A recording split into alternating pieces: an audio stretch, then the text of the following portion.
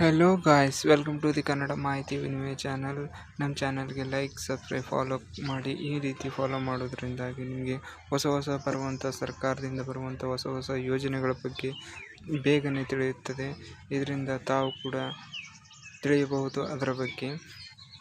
ಇವತ್ತಿನ ವಿಷಯ ಏನಪ್ಪ ಅಂತಂತಂದರೆ, ನಮ್ಮ ಆಹಾರ ಇಲಾಖೆಯ ಸಚಿವರಾದಂಥ KH ಮುನಿಯಪ್ಪ ಅವರು 2,95,000 ಹೊಸ ಕಾರ್ಡ್ಗಳನ್ನು ವಿತರಣೆ ಮಾಡ್ತೀನಿ ಅಂತ ಅಂದಿದ್ದಾರೆ.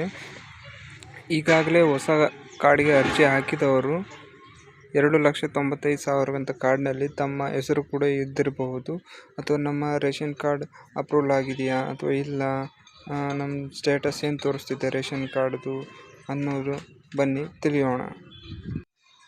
ಮೊದಲಿಗೆ ಗೂಗಲ್ ಅಥವಾ ಕ್ರೋಮ್ ಬ್ರೌಸರ್ನ ಓಪನ್ ಮಾಡಿ, ಅದರಲ್ಲಿ ಸರ್ಚ್ನಲ್ಲಿ ಆಹಾರ AHARA ಅಲ್ಲಿ ಮೇಲೆ ತೋರಿಸ್ತಿದೆ ನೋಡಿ, ಆಹಾರ ಆ ಥರ ಟೈಪ್ ಮಾಡಿದರೆ ಅಲ್ಲಿ ಈ ಸರ್ವಿಸ್ ಅಂತ ಬರುತ್ತೆ.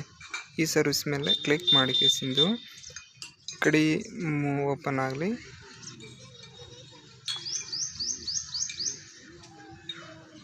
ಇಲ್ಲಿ 3 ಡಾಟ್ ಅಲ್ಲಿ ಬರ್ತಿದೆ ನೋಡಿ, ಅಲ್ಲಿ 3 ಮೂಲಿಗೆ ಅಲ್ಲಿ ಕ್ಲಿಕ್ ಮಾಡಿ ಕೇಸಿಂದು ಅಲ್ಲಿ ಈ ಸ್ಟೇಟಸ್ ಅಂತ ಬರುತ್ತೆ. ಮೂರನೇ ಆಪ್ಷನ್ ಈ ಸ್ಟೇಟಸ್ ಅಂತ.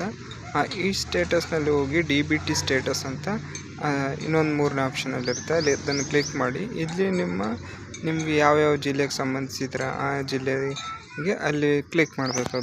ಬ್ಲೂ ಕಲರ್ ಮೇಲೆ ನಿಮಗೆ ಯಾವ ಜಿಲ್ಲೆ ನೋಡ್ಕೊಂಡು ಅಲ್ಲಿ ಕ್ಲಿಕ್ ಮಾಡಿ. ನಂತರ ಇಲ್ಲಿ ಪಡಿತರ ಚೀಟಿ ವಿವರ ಅಂತ ಇರುತ್ತೆ, ಸ್ಟೇಟಸ್ ಆಫ್ ರೇಷನ್ ಕಾರ್ಡ್ ಅಂತ ಅಲ್ಲಿ ಕ್ಲಿಕ್ ಮಾಡಬೇಕು.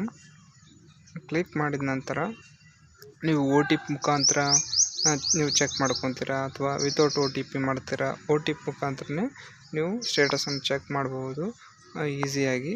OTP ಮುಖಾಂತರ ಹಾಕಿ ಅಲ್ಲಿ ಅದು ಬ್ಲೂ ಬಟನ್ ಒಂದು ಕ್ಲಿಕ್ ಮಾಡಿ, ನಂತರ ರೇಷನ್ ಕಾರ್ಡ್ ನಂಬರನ್ನು ನಮೂದಿಸಿ, ನಂತರ ನಿಮ್ಮ ಸ್ಟೇಟಸ್ ಬಗ್ಗೆ ತಿಳಿಯುತ್ತದೆ.